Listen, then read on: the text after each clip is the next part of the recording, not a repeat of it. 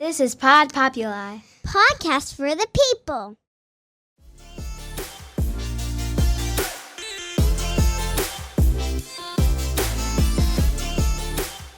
Hi, everybody, and welcome to the Femme Force Podcast. Today, I have my good friend Sydney on with me, where we're going to be talking about navigating military life as a military wife.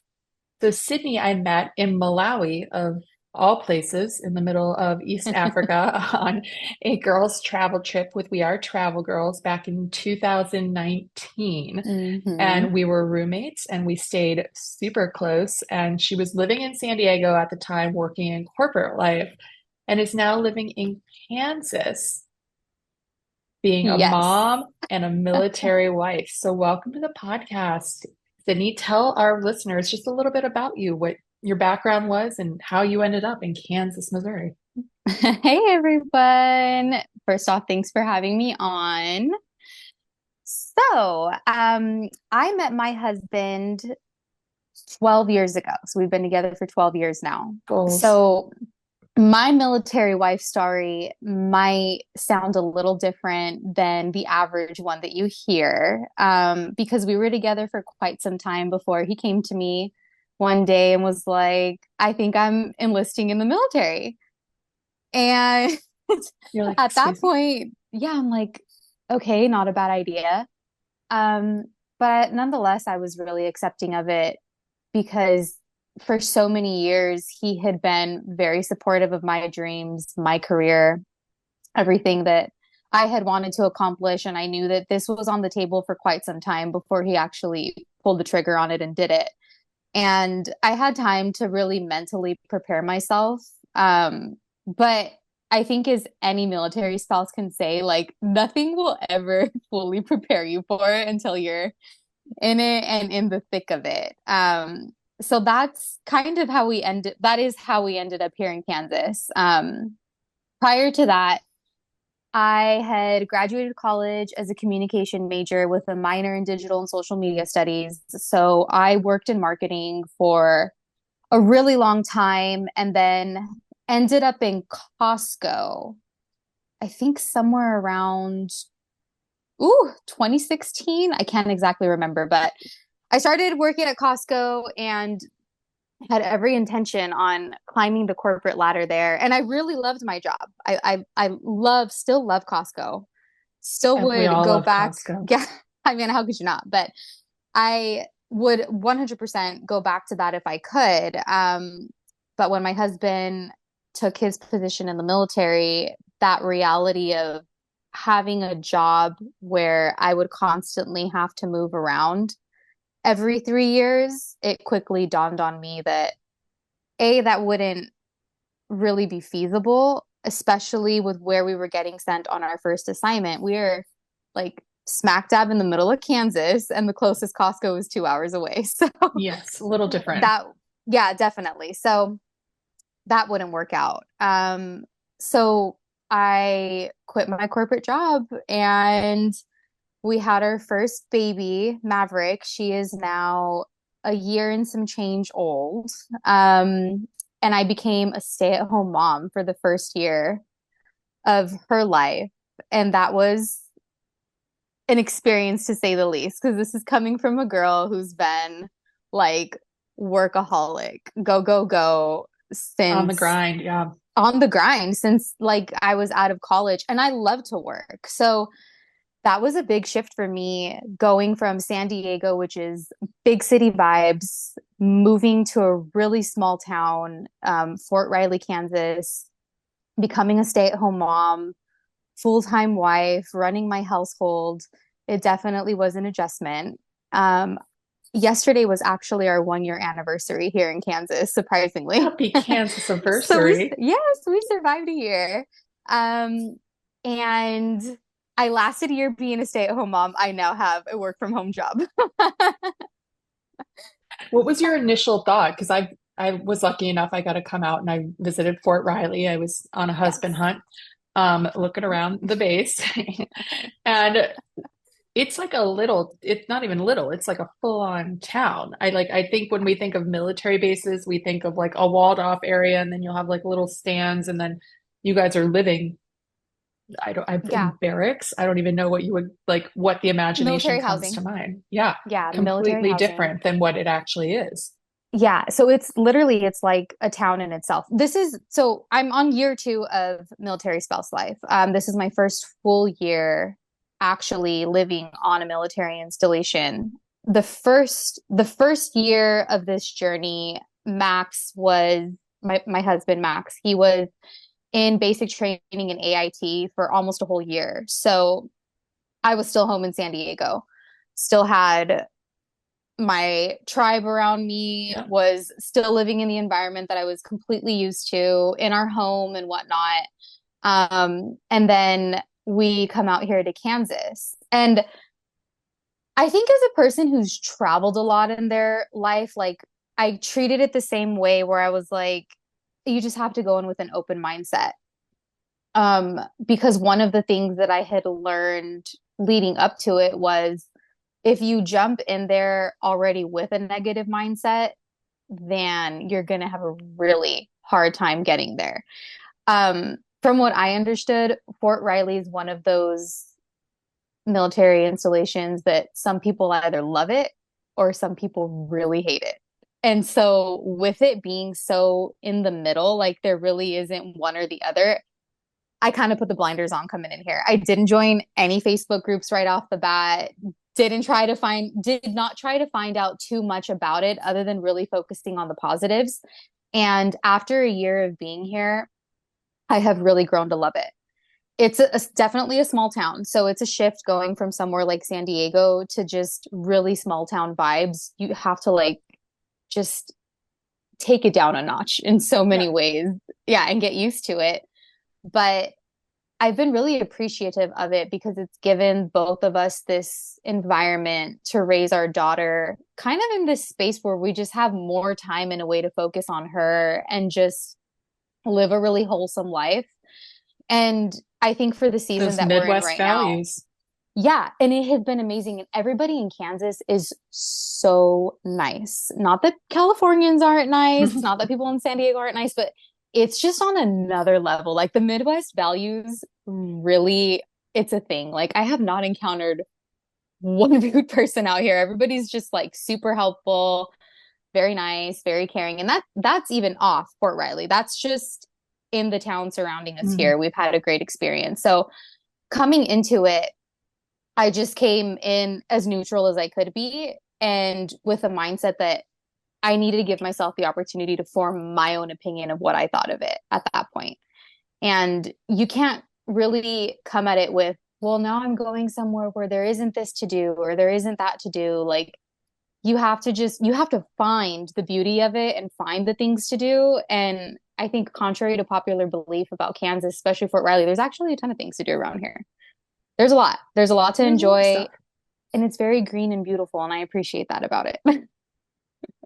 And now that you're in it and you've been in it for a year, like have you been able to make friends? And is it just like the wives? Do they kind of team together? And are there more stay-at-home moms or are others working remote and trying to figure it out? I think that there's a really good balance of that actually. So I have been blessed with two angels of friends in my life. And honestly, I think when it comes to friends, I'm definitely more of a quality over quantity type of person. Yeah. Like I've had like the same friend group for so long. And it's not like a vast majority of people, but it's like when you really meet somebody that you click with, that's and vibe with, like that's just the person that I kind of just like latch onto and I'm like really appreciative of it. Like our relationship. Yeah. We met in Africa and So random. the rest was history from there. People thought that we came to Africa together because we click so well. Yep. So I'm Nope. always grateful when you find people like that. And so I've found my two here. And had I not found my two friends, this would have just been so much harder of a year because I think that's one of the first things that you have to do is like find your community. And that looks different for everybody. Some people really do want tons of friends. They need more people. They need a lot of people surrounding them. And that, if that's what you need, by all means do it. If you're the kind of person that like me, that's like, I'm good with one or two, then that works as well. So it being my first time being a military spouse, when you go to a new base, I didn't know that like people actually like when you join these Facebook groups for your base, like people will post on there like, "Hey, I'm so and so. I'm this old. I have this many kids. I'm It's new like a here." dating site. It 100% is like a dating site for friends. So that's how I met my first friend here. She also had just had a baby who was 2 months younger than Maverick. And she was just looking for a walking buddy, like somebody to walk the neighborhood and chat with. And we hit it off. And then we made friends with somebody else who was also due to have a baby in a couple of months. So it really was like a blessing because I knew at that time what would need to happen is I need friends who are like really tailored to the life that I'm about to live, which is I'm going to be a first time mom. I'm brand spanking new in this world. I know nothing about Mhm. it. Like I'm just here. All I know is what my husband does, and that's it. I don't know what brigade or what it is that he works for. If you ask me now, I still probably couldn't tell you. No clue. So I just needed people who were kind of like in that same place with little babies too. And the three of us just hit it off. And that has been, it has made a world of a difference for me, for sure. Do you feel like there should be almost like an orientation as a military wife coming in? They should be like, and welcome to base. This is everything you need to know. And this is the structure and this is how it goes, kind of like college. Okay, so I'm gonna say I think certain units that your spouse might go to actually do that. I think like I've heard some units do that. They 100% do it for the soldiers. I feel like they should give They wives a should crash for the course. wives, like a little crash course on like, welcome to Yeah, base life. Like this is how it's gonna I go. And yeah, 100%. So I think the reality of it is it's whatever your spouse's job is and whatever unit they get attached or they get put in. Because I've heard that there are certain units that really do have that family vibe where, like, if there is somebody new coming in, they like welcome that person in. And yeah, you kind of become a part of that family. Other units, not so much. Coming into it, yeah, we definitely didn't have that. I had to like figure I it had to all like out on your own. figure that one out on my own. And which has been fine, but it would be great. I mean, I like I said, I think it's just situational. I think in some places you will find that, and in other situations you won't. And I think I kind of mentally prepared myself for that prior going into it because my cousin-in-law was actually 6 months ahead of me in this military life. So So she was getting more of it. Yeah. Max's cousin had joined 6 months ahead of him. And she was giving me the rundown on everything at that point. Like, this is what you can expect. This is kind of how it goes. And one thing that really resonated with me going into it is she told me, she's like, I think we have this perception that we're going to get to our new duty stations and we're just going to have a plethora of friends. She's like, it's not like that. Like, you have to Yeah. like really, Like they're you have waiting to with the really, welcome banner. You're like, okay. yeah, she's like, no, girl, it's not like that. Like, you have to really go out there and like search for it and be open to these new relationships. And it's different for us because she and I are both in that 27 to 30 age range. A little, And yeah, this you're is more our, mature. yeah, like this is our first year going at it. And it's going to be a little different than just being able to find a pool of friends. Like, you actually might Yeah. not click with the average military spouse. And I mean, this isn't your only, I guess, location. You're gonna have to do this like how many times do you think in your military lifetime? We would have to ask my husband that. It's all dependent on him. I think that we'll probably be at this base for another 2 years for sure. And then his window to re-enlist opens back up, and I'm 95% sure he's signing back up again. So I know for sure I'll be doing it at least one more time, if not multiple times down in the future. The good thing is he really loves what he does, and that's a Yeah. good thing. He's really enjoying all of the opportunities that being in the military has brought to him. And I think that he also finds a lot of pride in serving his country as well. And will definitely be at it for at least, I'd say, another 10 years. So this was my first round at it. I feel like military life has gone really easy on me the first round at it too, because I have heard some stories and I'm like, Oh, I can only imagine. oh, But do you feel like there's yeah, definite bonuses? Like you have this community, and like when I came there, you have the school on property and like all of these things in this little niche, or do you feel 100. like it also like it kind of keeps you in and you don't get to explore more, or you have an outgoing personality though? I think I think it's kind of like what you make of it. It's really easy to get comfortable where you're at because like you said, you do kind of have everything at your fingertips on most spaces, which we do here. I mean, we're living on military housing. Mm. So we have schools, we have stores, we have pretty much everything that you could think of that you would need to survive here. So then it kind of lands on you to get out there and really explore the town that you're living in. Yeah. So it can be easy to kind of feel like, well, this is it. Like, this is all I have. And it then gets flipped on you to step outside of those walls and go and explore what you really have. I actually really love the town that we have closest to us here. So we have Junction City, Kansas, and Manhattan, Kansas. Completely have fallen in love with Manhattan, Kansas. It's just the sweetest town, small town vibes, but it literally just has so much going on, so many fun things to do. So yeah, you can feel, I think, a little confined if you allow yourself to get there. You just have to continue to remind yourself there's more to explore, and you have to keep that open mind when you're at a new base. What do you think the benefits are to having a child grow up on the military base?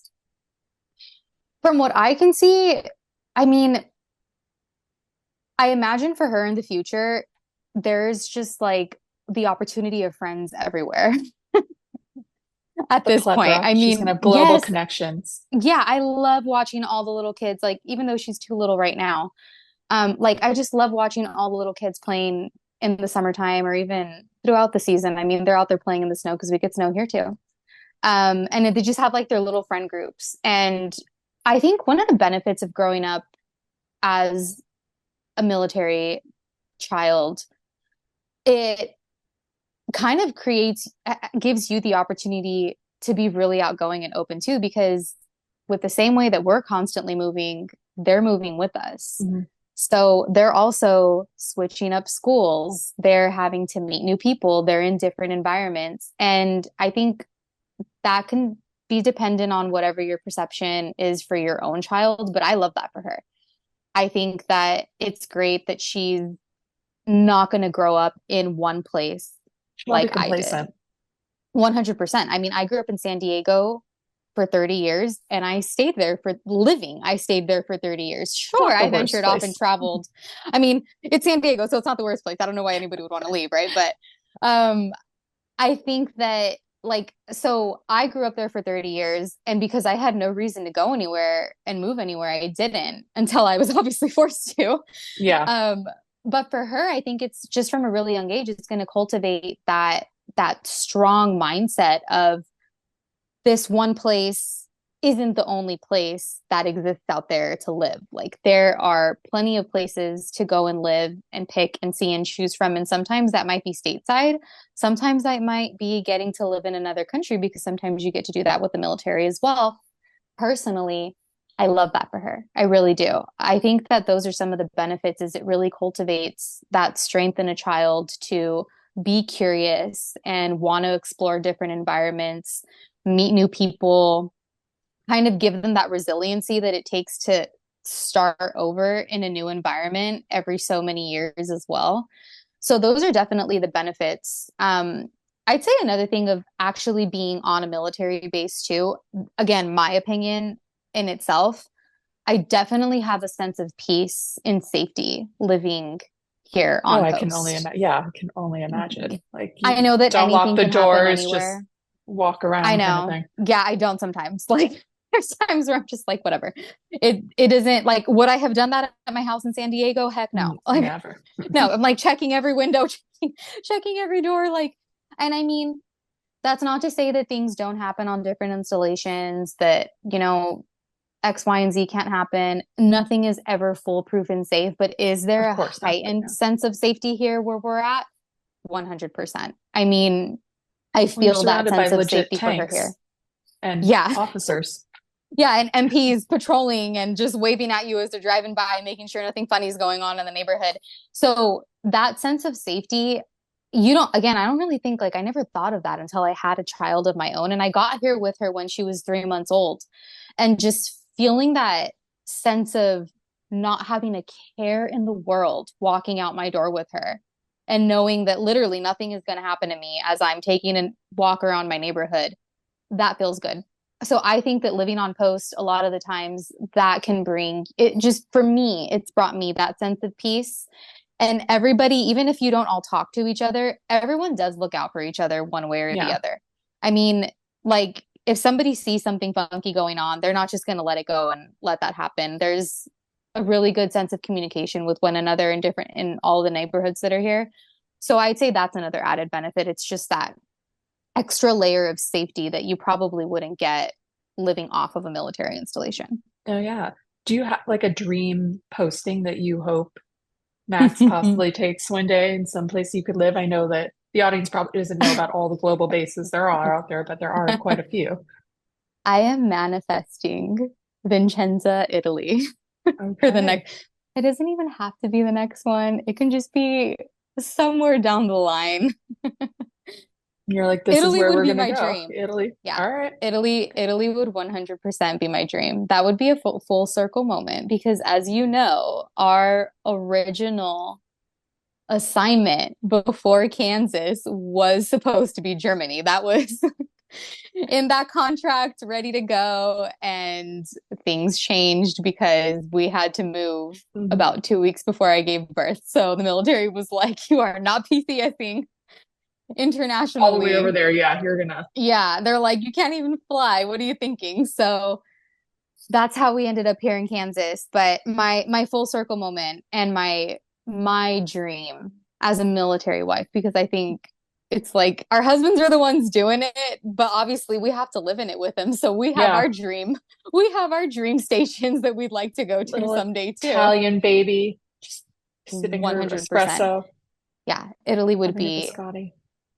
Italy would be a dream. I say somewhere close to home, but being that we are Army, there really isn't anywhere close to San Diego Yeah, unless we Pendleton were in Springs. Washington. Yeah, Washington or something like that, which also would be amazing. But if I got to pick, I would go CONUS, which is outside of the States, then I would definitely pick Europe, 100%. That's amazing. I think that's going to be Yeah. so cool. I'm manifesting it for you. I think it's totally going to happen. You're Let's gonna be just out all there. manifest it for me. Yes, let's do it. Do you also feel like, I guess, when you're with your daughter and you're on the base and like you're moving around and stuff, that she's going to have, when you see the other kids, I guess, running around and playing, like she's going to have a certain draw to be in this lifestyle? I don't know. Like in terms of maybe she loves it so much that she would like follow her in her dad's footsteps Yeah, someday. and do be in the military. Max and I actually would love that for her, but we always joke around that she has to go to college first and that she'd have to go in as an officer at that Oh, point. so I mean that would be the elevated That's her dad. experience for That's her. her dad elevating her there. He's like, she can join, but she needs to go to college first, and then she can go and do her thing after that. We'd love that And for then her. she can move around. No, I love that. And I then hope you're so. also working on base a little bit. So like in your home Yeah. doing things. So can you talk a little bit about that and like how you got that Yeah. started up? And So I was lucky enough to get a admin position under an HR team. The team is based in San Diego right now. And that works out great because I've been able to just work from home. And I think that when you become a military spouse, one of the realities that you quickly kind of find yourself in, whether you're a wife, whether you're a husband, is okay, so what am I going to do for work? Like, how does this continue? For some people, I understand like it works 100% finding something where they physically have to be there every day. And I know that a lot of people make that work. They have to quit their job at one duty station and they start from scratch at the next duty station. And that takes a lot of strength to be able to Yeah. do. And then I know for other people, it works working remote. For me personally, being able to work remote is just a godsend at this point because it gives you that sense of peace knowing that, okay, even if I have to move in the next couple of years, I can keep my job and I can keep working on this and not have to, stop and then start somewhere fresh. The another flip side of it that I think is truly inspiring is all of the businesses that get started for military spouses. I think that where that can be seen as a negative, military spouses have taken that negative and turned it into a positive. And I mean, it's awesome. You see people creating businesses from baking goods in their house, starting their own daycares, starting their own car washes, like you name it. If you jump on any installations page, there will be a business page of different things that are getting either sold or managed or done outside of military home. And I think that's awesome because that's you taking a situation that can be seen as a negative and you're just running with it and creating a whole business out of it. And that's awesome. And the military supports that. They're supportive of having this kind of professional growth for the spouses. I think so, definitely. And there are a lot of resources. I'm not well rehearsed in many of them. I've gotten really lucky with the position that I have right now. It was something that kind of just like fell in my lap. But as I kind of started, like I stepped into this season where I was like, okay, my baby's a year old and I want to start working again. And you kind of have to take a look at your life and say, okay, well, I want to keep her home with me. It's like one of those things that I think we as moms are always struggling with. You're like, it's like the funny Instagram reel that you see, like, I want to work a 9 to 5, but I also want to be at home with my kids. And I also, yep, you want to do it all. So it's one of those things, you want to do it all, but you realize that you can't. So I kind of had to take a look at my life and say, okay, I want to work, but the reality of it is I'm not going to be able to get a job where I'm physically having to be somewhere because I'm not ready to put her in daycare and I'm not ready to just like, I'm not ready to give her to somebody else to watch for me. I still want to watch her. And I also want to work. Yeah, I want her with me all the time. We're besties. So I had to find what worked for me in that moment. And working from home was what clicked. And it's been great. And although it can be a little stressful at times, it really is the best of both worlds for me at the moment. And since finding this job, I have come to see that there are a lot of resources, a lot more than I think there used to be for military spouses to have the opportunity to work from home or just find employment at whatever new duty station they're going to. So there definitely are resources out there. Sometimes you kind of just have to dig and look for them. The great thing about social media now is there's so many military spouse influencers now that you can follow that will have all of the tea on all of the things that will make your life so much easier. Yeah, and finding jobs is one of them. There's a couple that I follow who will frequently post partnerships with different companies that are promoting jobs for military spouses.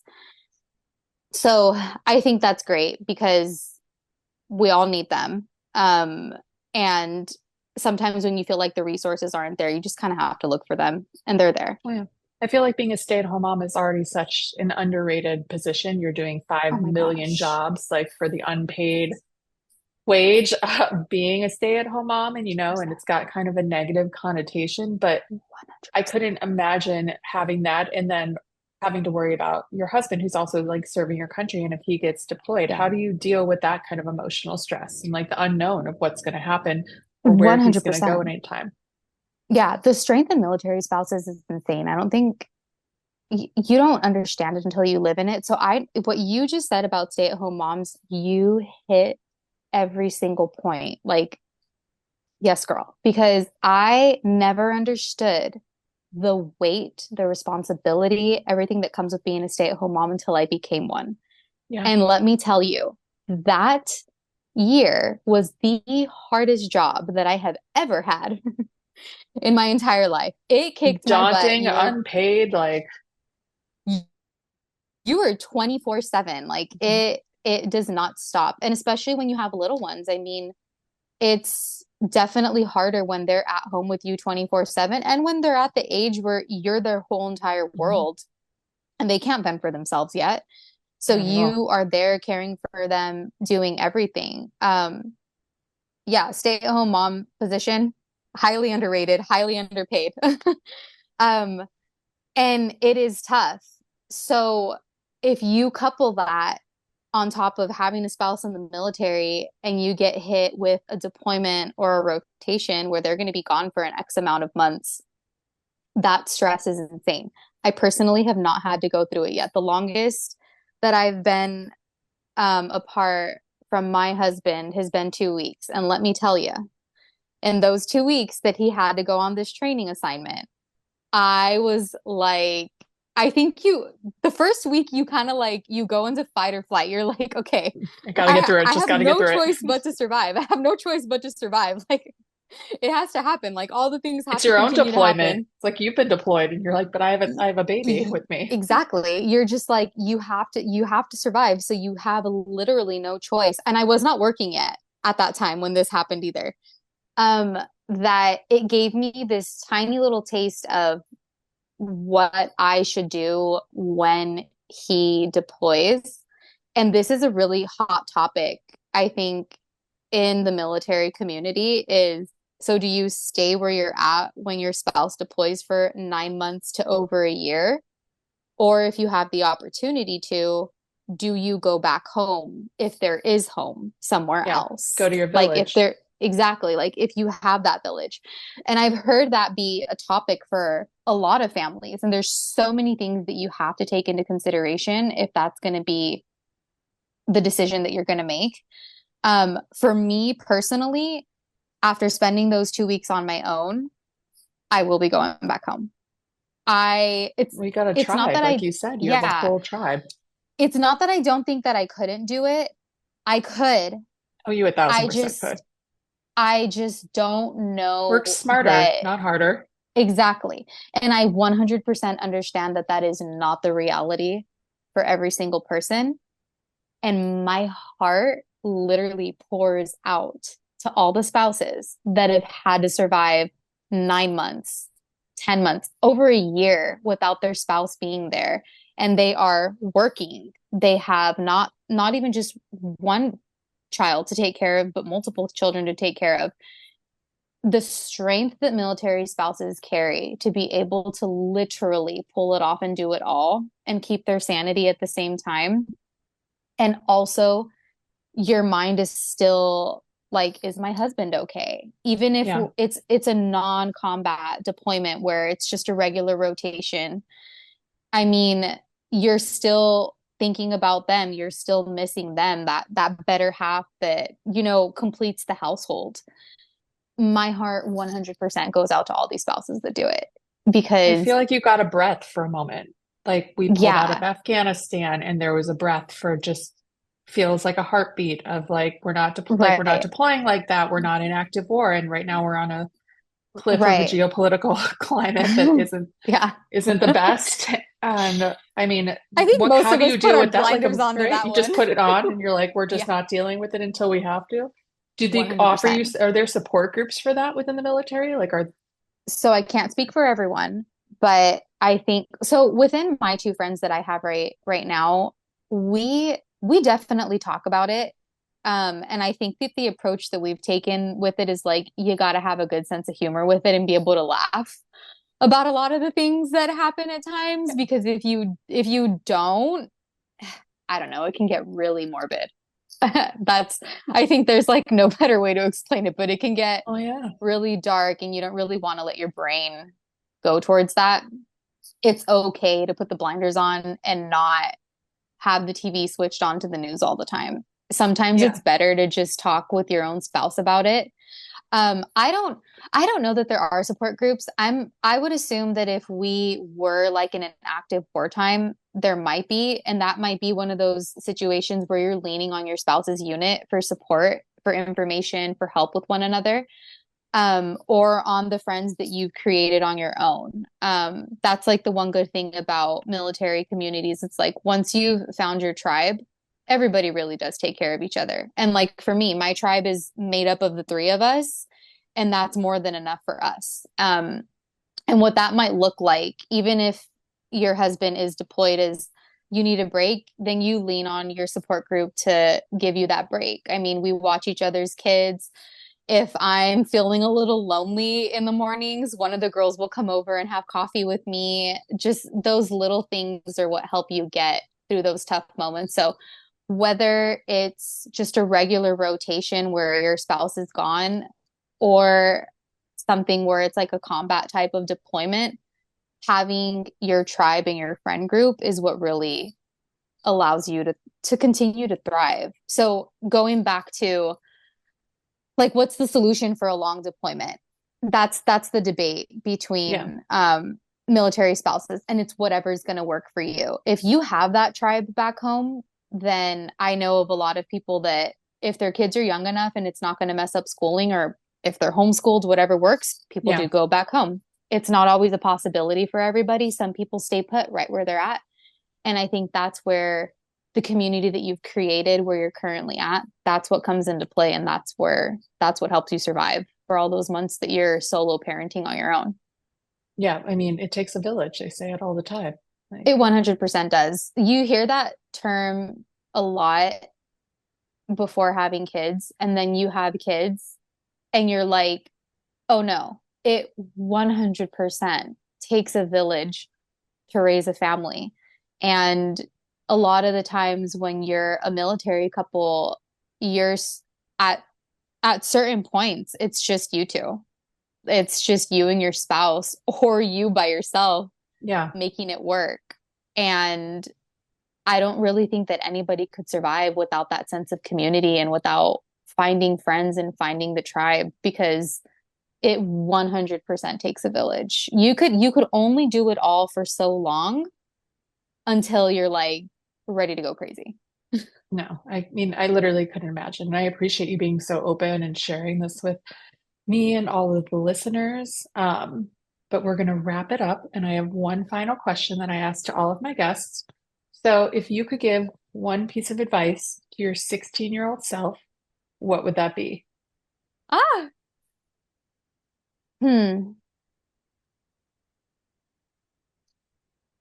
That's a hard one. There's so many things. It resonates even more as a mom now too, because I think what am I going to tell the 16-year-old Maverick? Like, what's my piece of advice for her? I think first and foremost, it's not meant to sound cliche, but really live life big. I mean, whatever those dreams are, they are not too big. They're not like you can achieve them 100%. I think that, so if I were to tell my 16-year-old self, give myself that piece of advice, I would tell myself to continue dreaming big. The sky is the limit. And life can throw some really hard punches at you, but you have to just be able to be resilient and get back up and keep going with it. And everything in life is a season. Nothing is permanent. Oh, I love so that. The hard moments, it's a season in life, and they will come with a lesson that's going to prepare you for those amazing, elated moments that just feel like you're on cloud nine. Because everything will come with a sense of responsibility. So whether you're going through a hard season or easy, what feels like an easy, happy season in life, all of it's considered a season for a reason. It won't last forever, and you just have to keep going with the flow. No, that's such good advice. And she's definitely she'll re-listen to a Femme Force podcast when she's older and her mom say that. So we'll just keep reminding her of that. Yeah, well, thank you so much, Sydney, for coming on the podcast. Thank you so much for taking the time to talk about your life and these goals and these dreams, and sharing a little bit of insight for everybody on what it's like to be a military wife. Absolutely. Thanks for having me.